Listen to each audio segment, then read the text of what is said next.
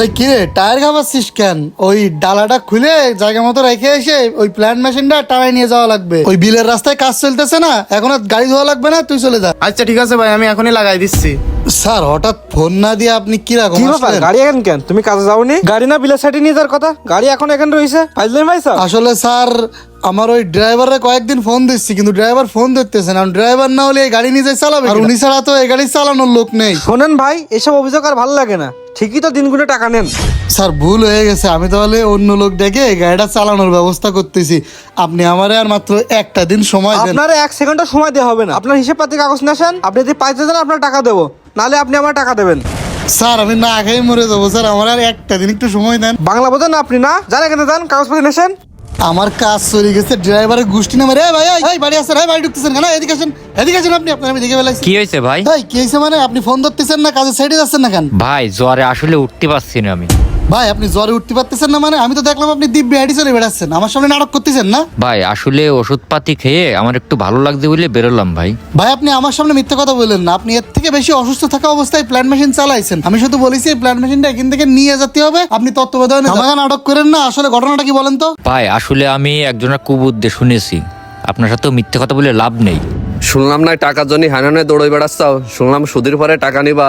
এসব ভাই বেকার আছে, ভাই বেকারের একটু ক্ষতি পারো না? না ভাই, মানে আমি একজনের আন্ডারে কাজ করি, আপনারে বললে কেমন হয়ে যায় না? ওই তো রে ভাই, তোমার সাথে কি আমার কাজের সম্পর্ক? তোমার সাথে তো আমার ভাই বেকারের সম্পর্ক। তোমার বাড়ি আর আমার বাড়িতে একই এলাকা। ভাই আপনি তো বুঝতে পারিছেন, আমার ইমার্জেন্সি 10,000 টাকার খুব দরকার। আমার মা খুব অসুস্থ, ইমার্জেন্সি অপারেশন করা লাগবে। আরে ভাই, তোমার মা মানে তো আমার মা। তোমার মা মানে চাষি রাতে কত পিঠে খাইছি যে আমি, তা গুনাগাতা নেই কি ভাই? টাকা তোমার 10,000 না, টাকা আমি 15,000 দেবো, কিন্তু তোমার একটা কাজ করে দিতে হবে আমার। ভাই বলেন, আমার সাধ্যের ভিতরে হলে আমি না করবো না। শোনো তালি, তুমি যে গাড়ি চালাও না, ওই গাড়ির কাছে 1 সপ্তাহ যেতে পারবে না। আর নতুন সাইডে ওই গাড়ি একটুও যাবে না। ওই পুরোনো জানে বসা রয়েছে, গাড়ি ওই জায়গায় বসাই থাক। ভাই লাগলে তোমার 1 সপ্তাহের বেতন আমি দিয়ে দেবো, কিন্তু তোমার এই কাজটা করাই আচ্ছা, লাগবে। ঠিক আছে ভাই, টেনশন করা লাগবে না আপনার।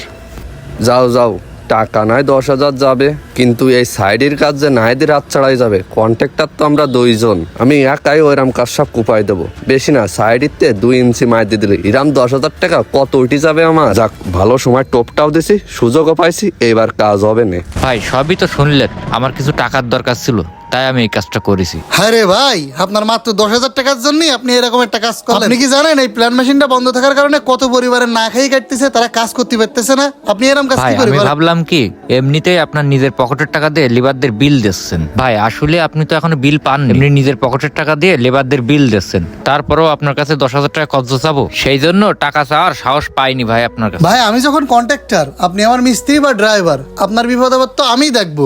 কিন্তু আপনি নিজের স্বার্থ হাসিলের জন্য নিজের সামান্য করে টাকার লোভে এতগুলো পরিবারের বিপদের মধ্যে ফেলে দিচ্ছেন। কত স্বামীহারা মহিলা আছে যারা নিজের বাচ্চার মুখে দুমুঠো ভাত তুলে দেওয়ার জন্য রাস্তার কাজে আসে। আপনি সেই মানুষগুলোর রিজিক কিভাবে ছিনিয়ে নিলেন? আপনি বিপদে আছেন, এখন আপনি আরো 5টা লোকের বিপদে কেন ফেলে দিলেন? একটা প্ল্যান্ট মেশিন যদি না চলে তাহলে ওই সাইডে টোটাল কাজ অফ হয়ে থাকে।